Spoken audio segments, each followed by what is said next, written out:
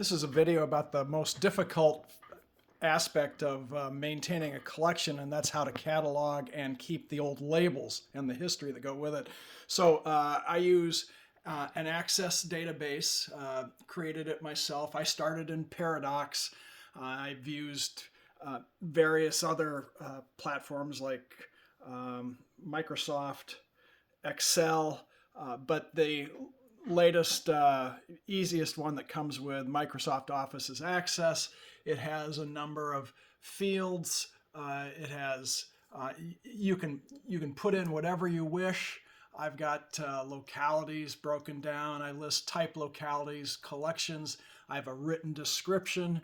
Then I list the size of the specimen and the size of the crystals. And there's other information in there as to where I got them. But with this information, I can generate a page of labels. So this is using Microsoft Word to create a template and use the mail merge function. And basically you say, all right, take this field from the database, let's say the mineral, and put it in this position on the label, and then put in the mine, and then put in miscellaneous information.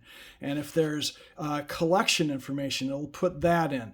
So this is the label that goes with every specimen that says it's from the collection of John Betts. Presumably, the next owner of the minerals may care that this was in my private collection, and so this is the private collection label that is associated. And all of those get stored in a book, big fat book of, these are clear business card holder pages that hold my label plus any other labels in there. And it's backed up by a sheet showing all of the information about the piece. And again, this sheet is generated by the database, and it's got the number and the date, the mineral, all of the information, plus all of the written information and the size. So if there's ever any confusion, the size is always a really good way of nailing it down. I do not have an image with each one of these pages. That's kind of my next thing to work out, is how do I make that happen? Not sure how.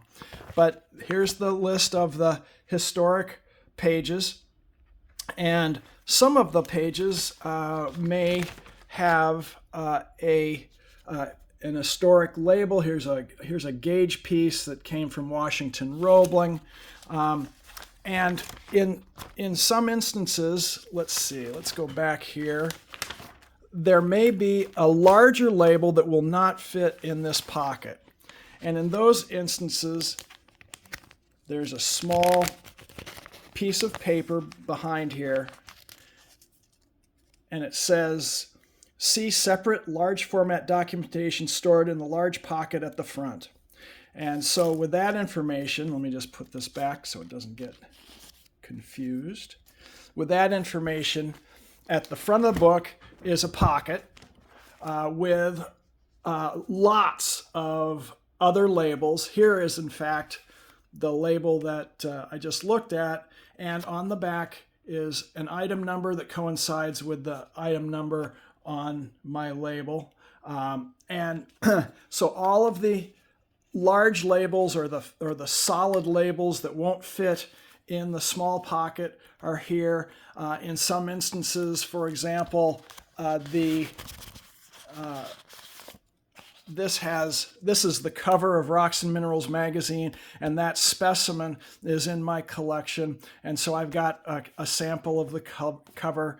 Here's a sheet to go with my Haddam tourmaline. This is the sheet from the American Museum of Natural History, and I'll have the history written out where it's from. And then I've got other times I've got obituaries or articles about various collections that are represented in my collection. This is the tribute to H.D. Miller, and these are the 3 items in my collection that came from the Miller collection. So that's how I store all of the historic information, and catalog my collection and keep it organized.